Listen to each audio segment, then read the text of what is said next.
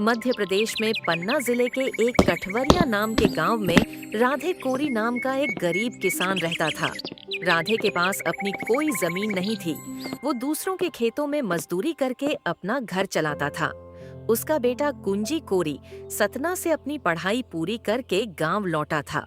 राधे अपने बेटे को बहुत प्यार करता था और उसे हमेशा खुश देखना चाहता था, लेकिन उसकी गरीबी हमेशा उसके आड़े आती थी। कुंजी बेटा, तू शहर से पढ़ लिख कर आया है।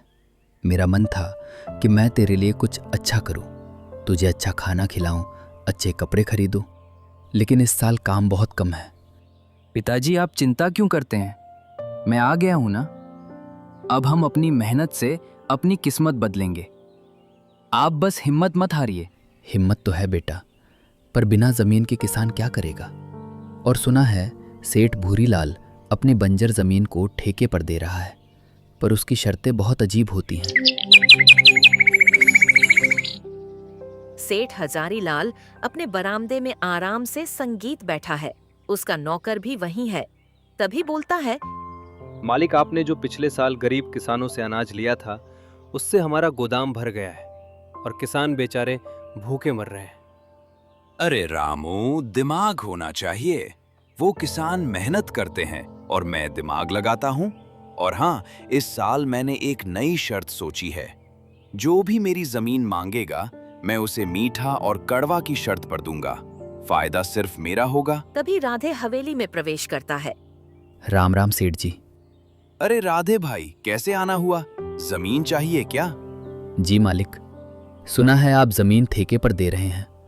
अगर थोड़ा सा टुकड़ा मुझे भी मिल जाए तो मेरे बेटे का और मेरा गुजारा हो जाएगा। जमीन तो मिल जाएगी राधे भाई, लेकिन मेरी शर्त साफ है। इस बार मैं फसल का आधा आधा नहीं करूंगा। तो फिर क्या शर्त है मालिक? शर्त यह है कि उस जमीन पर जो भी उगेगा, उसमें से मीठा हिस्सा मेरा होगा और कड़वा हिस्सा तुम्हारा। अगर मंजूर है तो बताओ। मीठा आपका और कड़वा मेरा। ठीक है मालिक, मुझे मंजूर है। राधे घर चला जाता है।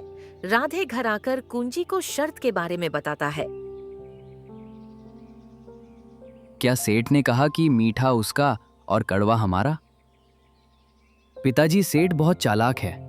उसे पता है कि आप गन्ना या कोई फल उगाएंगे जो मीठा होता है, वो सब ले जाएगा और हमको सिर्फ फसल का कचरा मिलेगा।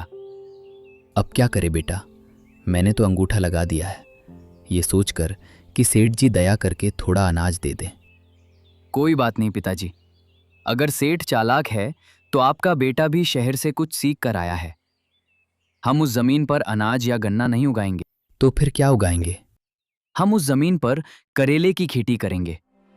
वे स्वाद में कड़वे होते हैं। अरे हाँ, ये तो बहुत अच्छी बात कही बेटा। अब हम उस जमीन में करेले की खेती करेंगे।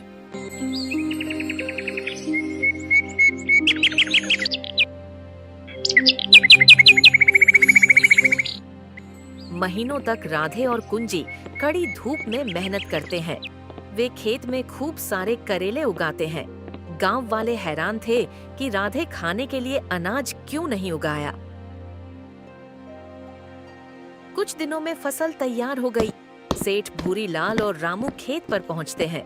सेठ बहुत खुश है। उसे लग रहा है कि उसे बहुत सारा गन्ना या मीठे फल मिलेंगे। ये क्या है? पूरे खेत में तो करेले भरे पड़े हैं। जी मालिक, और जैसा कि आप जानते हैं, करेला बहुत कड़वे होते हैं। शर्त के मुताबिक कड़वा हिस्सा हमारा है, इसलिए ये सारे करेले हमारे हुए। अब आप इस खेत में कुछ मीठा ढूंढ लीजिए, वो आपका है। मालिक, यहाँ तो एक भी मीठी चीज नहीं है, सब कड़वा है। तुमने मुझे धोखा दिया है। मैं इन करेलों का क्या करूंगा? धोखा नहीं मालिक, ये तो आपकी ही शर्त है। आपने ही कहा था कि कड़वा हमारा है। हमने तो बस मेहनत की है। अब हम ये कीमती करेले बाजार में बेचेंगे। सेठ गुस्से में पैर पटकता हुआ वहां से चला जाता है। राधे और कुंजी बहुत खुश होते हैं।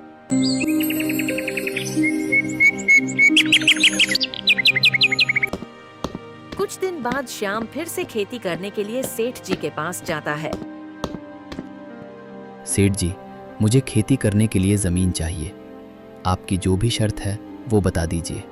राधे भाई, पिछली बार तुम जीत गए, लेकिन इस बार मैं तुम्हें गांव के पीछे वाला फलों का बगीचा देता हूँ। वहां तुम नए पेड़ लगाओ। जी मालिक, इस बार क्या शर्त है? इस बार की शर्त बहुत सीधी है। तुम पेड़ लगाओगे, मेहनत करोगे, लेकिन पेड़ के ऊपर का हिस्सा मेरा होगा और पेड़ के नीचे का हिस्सा तुम्हारा। मंजूर हो तो बोलो। ठीक है मालिक, मुझे मंजूर है। शर्त हारने के बाद सेठ भूरी लाल की रातों की नींद उड़ चुकी थी। हार से ज्यादा उसे एक किसान के बेटे से मिली जिल्लत चुभ रही थी। अब वह ऐसी चाल बुन रहा था जो राधे के परिवार को उम्र भर के लिए उसका गुलाम बना दे। वो लड़का शहर से क्या पढ़कर आया है? खुद को बहुत बड़ी तोप समझता है। पिछली बार उसने कड़वा मीठा कहकर मुझे ठग लिया, लेकिन इस बार मैं उसे ऐसा जाल बिछाऊंगा कि वो चाहकर भी नहीं निकल पाएगा। मालिक, इस बार ऊपर और नीचे वाली शर्त तो कमाल की है। पेड़ पर फल तो ऊपर ही लगते हैं। अब वो चाहे जो भी पेड़ लगाए, अनार, संतरा या जामुन, फल तो ऊपर की डालियों पर ही आएंगे। और शर्त के मुताबिक ऊपर का हिस्सा आपका, यानी फल आपके और उसकी जड़ें उसकी। बिल्कुल सही। जड़ें तो मिट्टी में दबी रहती हैं। राधे उन जड़ों का क्या करेगा? वो जड़ों को खाएगा या बाजार में बेचेगा? इस बार तो उसकी सारी मेहनत मेरे गोदाम में आएगी। राधे घर लौटता है और बेटे को नई शर्त के बारे में बताता है। राधे बहुत डरा हुआ है। बेटा, मुझे लगता है इस बार हमने बहुत बड़ी गलती कर दी। सेठ ने फलों का बगीचा दिया है और शर्त रखी है कि पेड़ के ऊपर का हिस्सा उसका और नीचे का हमारा। अब तू ही बता, पेड़ के ऊपर तो फल लगते हैं। अगर सारे फल सेठ ले गया तो हमारी साल भर की मेहनत मिट्टी में मिल जाएगी। हम जड़ों का क्या करेंगे? पिताजी, सेठ को लगता है कि फलों का बगीचा मतलब सिर्फ आम या अमरूद होता है। उसे ये नहीं पता कि प्रकृति ने हमें मिट्टी के नीचे भी बहुत कुछ दिया है। क्या मतलब बेटा? पिताजी, आप बस गांव उगाएंगे जो जमीन के नीचे बढ़ती हैं। तो बेटा, वो तो फलों का बगीचा है। पिताजी, बगीचा वो होता है जहां मेहनत से कुछ उगाया जाए। सेठ ने पेड़ कहा है, पर यह नहीं कहा कि कौन से। आप बस देखते जाइए। इस बार सेठ जी अपनी ही शर्त पर आंसू बहाएंगे। अगले कुछ दिनों तक राधे और उसके बेटे ने उस बगीचे को स्वर्ग बना दिया। कुंजी ने तकनीक का इस्तेमाल किया, जिससे आलू और गाजर की फसल बहुत हरी भरी दिखती थी। अरे राधे भाई, इस बार क्या उगाया है? ऊपर तो सिर्फ पत्ते ही पत्ते दिख रहे हैं। फल कहाँ है भाई? फल आने में अभी समय है, बस देखते जाओ। कुछ दिनों बाद सेठ जी वहां आए। हाँ भाई राधे, समय पूरा हुआ। चलो शर्त पूरी की जाए। जैसा कि तय हुआ था, पेड़ और पौधों के ऊपर का सारा हिस्सा मेरा है। जी बिल्कुल सेठ जी, आप ऊपर का हिस्सा ले जा सकते हैं। अरे ये क्या बदतमीजी है? इन पत्तों में तो एक भी फल नहीं है। राधे भाई, फल कहाँ हैं? क्या तूने फल पहले ही चुरा लिए? नहीं मालिक, फल तो अभी वही हैं जहां उन्हें होना चाहिए। शर्त के मुताबिक ऊपर का हिस्सा आपका था, तो आप अपनी पत्तियां और घास ले लीजिए। अब नीचे का हिस्सा हमारा है। पिताजी, खुदाई शुरू कीजिए। राधे पत्तियों और दाल उठाता है और जमीन खोदना शुरू करता है। जैसे ही मिट्टी हटती है, नीचे से चमचमाती ढेर सारी गाजर और बड़े बड़े आलू निकलने लगते हैं। देखिए मालिक, ये गाजर और ये आलू, ये सब जमीन के नीचे उगी है। आपकी शर्त के मुताबिक ये सब हमारी है। आप अपनी घास फूस ले जा सकते हैं, वो आपके जानवरों के काम आएगी। ये धोखा है। तुमने जानबूझकर ऐसी फसल उगाई। धोखा हमने नहीं, आपने दिया था मालिक। आपने सोचा था कि आप एक गरीब किसान की मेहनत छीन लेंगे। आपने शर्त रखी थी ऊपर और नीचे।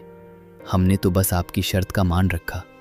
अब बताइए, क्या आप अपनी घास लेकर जाएंगे या हम अपनी फसल बाजार ले जाएं? सेठ भूरी लाल सन रह जाता है। उसे अपनी बेइज्जती महसूस होती है। तभी गांव का सरपंच आता है। सेठ जी, आज एक बेटे ने साबित कर दिया कि लालच का फल हमेशा कड़वा होता है। आपने बरसों से इन गरीब किसानों का खून चूसा है। आज आपकी अपनी ही शर्तें आपके गले की फांस बन गई हैं। अगर आप अब भी नहीं सुधरें तो पूरा गांव आपकी हवेली का बहिष्कार करेगा। मालिक, बात बिगड़ गई है, माफी मांग लेना ही ठीक है। मुझे माफ कर दो राधे भाई, मुझे समझ आ गया है कि मेहनत का कोई विकल्प नहीं होता और चालाकी हमेशा नहीं चलती। सेठ भूरीलाल ने उसी वक्त अपनी पुरानी सारी शर्तें रद्द कर दी। उसने राधे भाई और गांव के अन्य किसानों के गिरवी रखे हुए कागज वापस कर दिए। राधे भाई, आज से वो बगीचा तुम्हारा है और गांव की जमीन पर जो भी किसान मेहनत करेगा, फसल का आधा हिस्सा उसका होगा। मैं सिर्फ अपनी जमीन का सही किराया लूंगा, कोई बेतुकी शर्त नहीं रखूंगा। मालिक, आपका बहुत बहुत धन्यवाद। यह जीत सिर्फ हमारी नहीं, सच्चाई और समझदारी की है। कहानी संगीत की सीख, बुद्धि और चतुराई से बड़े लालच और अन्याय को हराया जा सकता है। संगीत, ईमानदारी की मेहनत कभी खाली नहीं जाती है। दोस्तों, अगर हमारी वीडियो अच्छी लगती है तो हमारी वीडियो को लाइक करें और हमारे RKB टून प्लस चैनल को सब्सक्राइब करें। और अगर आप चाहते हैं कि हमारी कहानी में आपका नाम या आपके गांव या शहर का नाम आए, तो हमारी वीडियो में अपना नाम कमेंट करें। ऐसे ही मजेदार वीडियो देखने के लिए हमारे RKB टून प्लस चैनल को सब्सक्राइब करें। धन्यवाद।